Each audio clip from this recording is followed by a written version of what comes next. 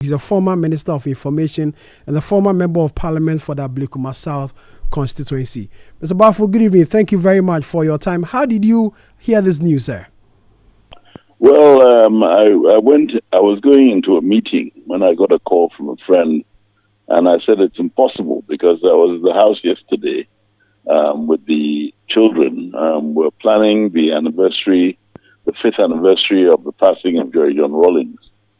So we even, discussed her. But I saw her last Friday, and she looked very fit. We cracked a few jokes as we always do when we meet, and so when I heard it, I'm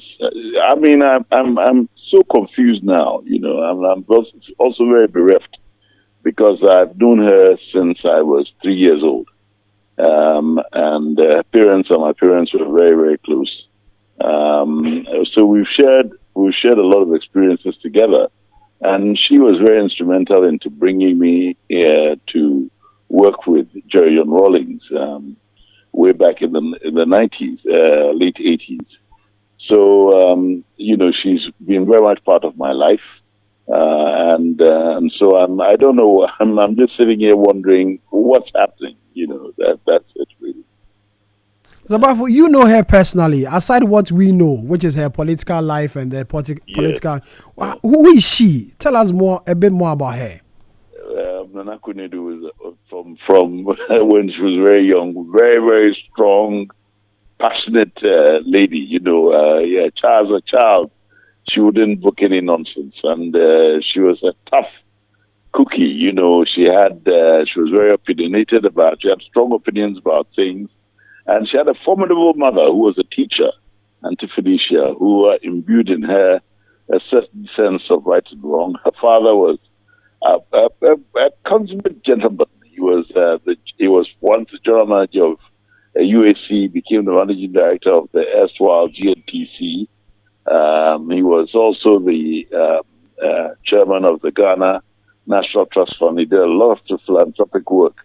So all that bundled with the Auntie Felicia being very strong and Uncle G.O.T. also being very strong, that's what formed her as a person. So she's had all very, very strong opinions, and she's very passionate, as the previous speaker said. So, as a child, she was, I remember as a young boy, I used to suck my thumb, which my mother didn't want to see at all. So I had to go and hide to suck my thumb. And when the Nakwede came to the house, she would look for me and find me and then shout to my mother, who was a twin, Fritz. So it's something that she always says I'm glad I stopped sucking my thumb a long time ago, but every time I see her, I remember what she used to do.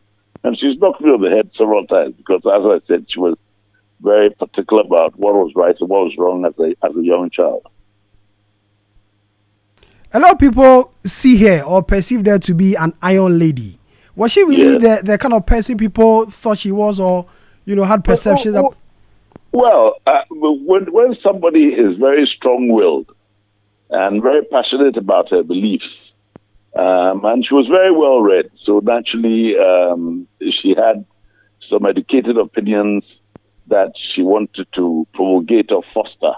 And I think it went against the grain for a lot of people. But, I know that people say that the middle-class kids of a certain time were called Baba, who were on a very strict regimen. Our parents wouldn't spare the rod in anything that we did.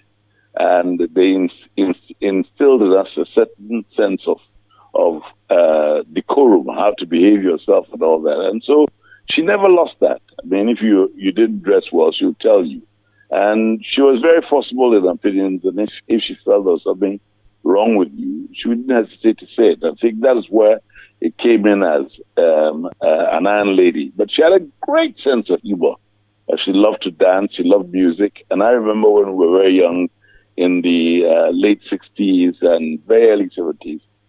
She was part of a band with her sisters, and we used to look at them like the 3 Degrees or the or Diana Ross and that sort of thing.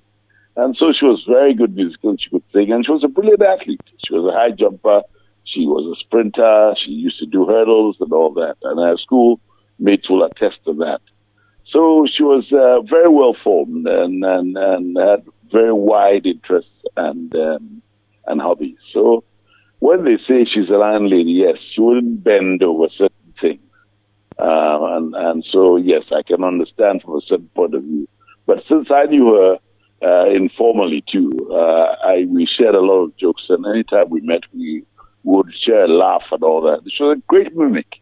She could mimic people and all that, and she was also a great mother.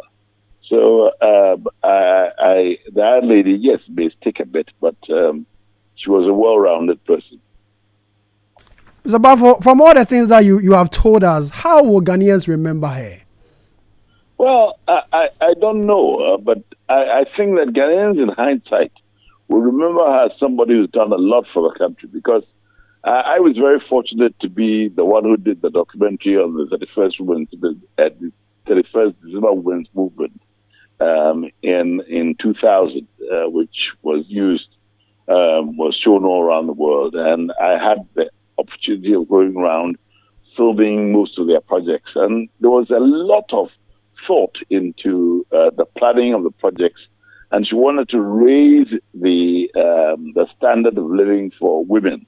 And so she did an incredible job. And there were certain things that she did that I think we should look at.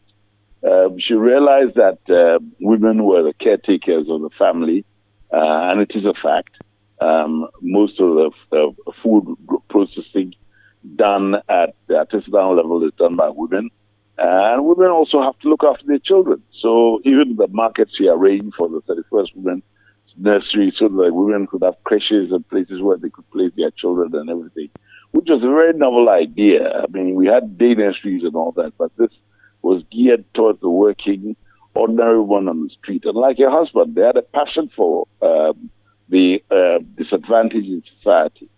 So I think that those will remember her a great deal, because I just believe that as soon as her political life dimmed, it affected the progress of the development of the ordinary woman on the street in Ghana. She was such a passionate advocate for that.